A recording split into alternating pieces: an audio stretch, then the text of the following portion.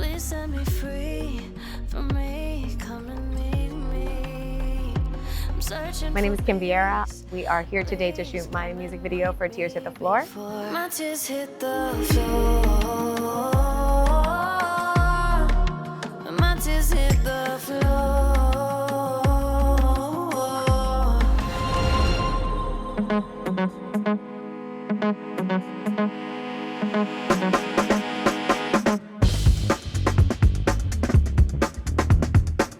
This has been an incredible experience, to be honest.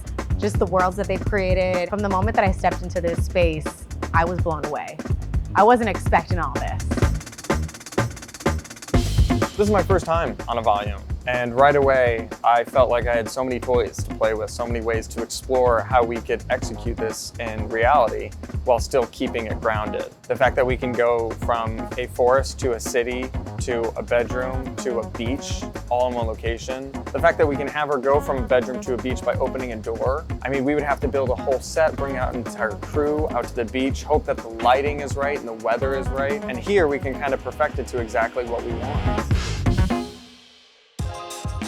We get a lot of car process in here. One of the reasons why it's so popular is for the reflections. It would take so many hours to replicate the kind of reflections that we're getting on vehicles and super reflective surfaces, whereas you bring it in here and it's ready to go because it's actually reflecting the world. Just look how good it looks. We've really worked to make the most versatile space where you can either be at very surface level and just come in, there's some lights, there's a wall, and you can shoot.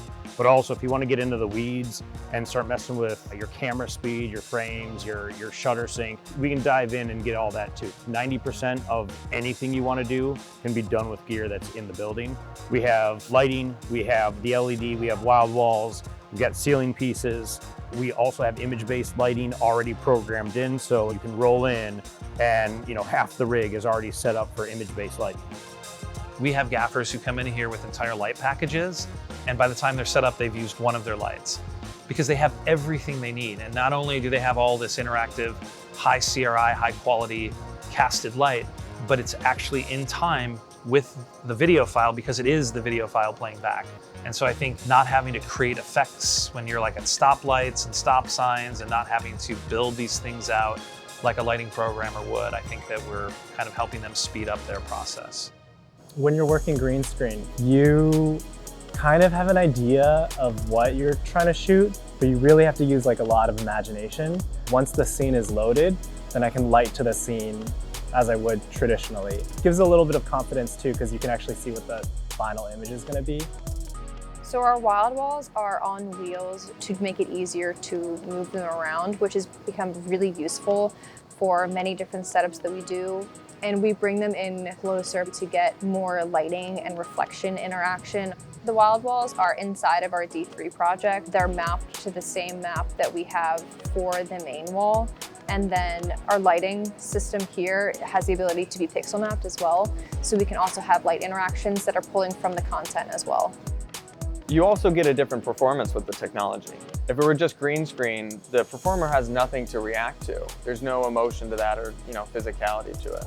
But when a performer can step into the space and see exactly where they're supposed to be, they give a better performance. They're able to essentially extend this sense of reality and pull the audience in way more for, all in all, a better viewing experience for a better video.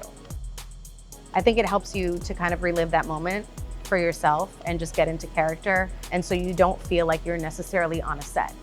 You feel like you're in the moment. You feel like you're in the experience. I think what's cool is we are doing this transition from the bedroom out into the beach area. We're only able to do that because of the set we have, right? Yeah, I'm excited about that. Convincing production that this is the right way to go and that we've created the right tools for them can be a little difficult in the beginning because a lot of people are afraid of working in a workflow they haven't done before. But I think what's most important is showing them content that was shot this way so they can see how good it can look, and also bringing them here, getting them in the room so that they can really see how these tools work. It's always interesting to see when teams come back to the stage Because the first time they're here, they really are just like very rigid. It's like, this is our shot. Now we have to move this, and it has to be, this is our shot. And as you get teams to come back, they start to play a little bit. They feel a little more free.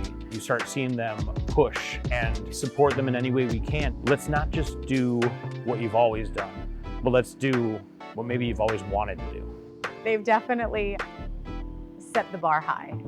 So I think that moving forward, if it's not on this level or better, I don't know what I'm gonna do.